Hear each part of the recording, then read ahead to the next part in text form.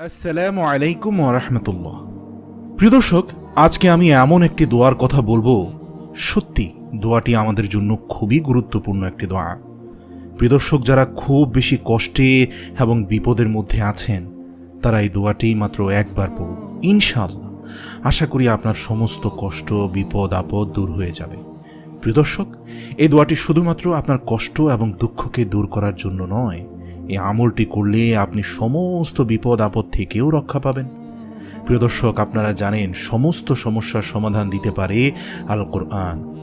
এমন কোনো সমস্যা নেই যে সমস্যার সমাধান কোরআন দেয়নি। সুবহানাল্লাহ। আল্লাহ তাআলা সকল সমস্যার সমাধান পবিত্র কোরআনের মধ্যেই রেখেছেন।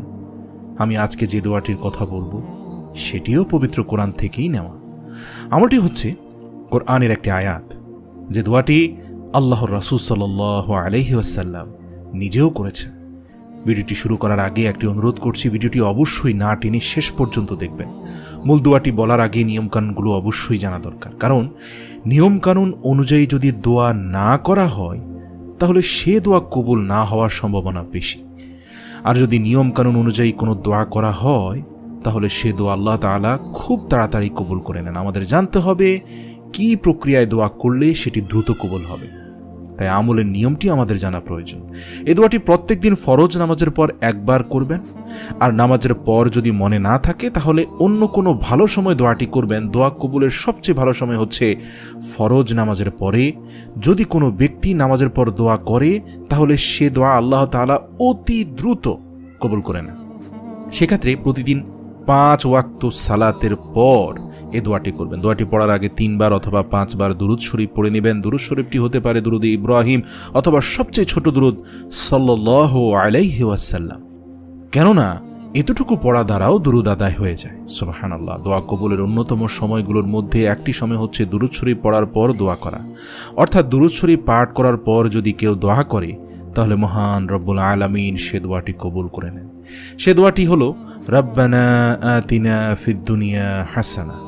এর অর্থ হচ্ছে, হে আমার প্রভু, হে আমার প্রতিপালক, আপনি আমাকে দুনিয়ার সমস্ত কল্যাণ দান করুন। দোয়াটি খুব ছোট, আমরা অনেকেই জানি, কিন্তু এর অর্থ হয়তো আমাদের অনেকেরই মুখস্থ নেই। আপনি যদি একবার দিল থেকে অর্থটা অনুধাবন করে দোয়াটি করেন, 2 চোখের পানি ছেড়ে দিয়ে মনে মনে ভাববেন যে হে প্রভু, দুনিয়ার সমস্ত কল্যাণ আপনার কাছে চাইছি, আর মুখে আরবিতে বলবেন রব্বানা আতিনা ফিদ দুনিয়া হাসানা, হে আল্লাহ, দুনিয়ার সকল হাসানা আমাকে দান করুন। এর ফলে আল্লাহ তাআলা আপনার সকল কষ্ট দুঃখ দূর করে দিবেন ইনশাআল্লাহ, এবং সুখ শান্তির ব্যবস্থা করে দিবেন।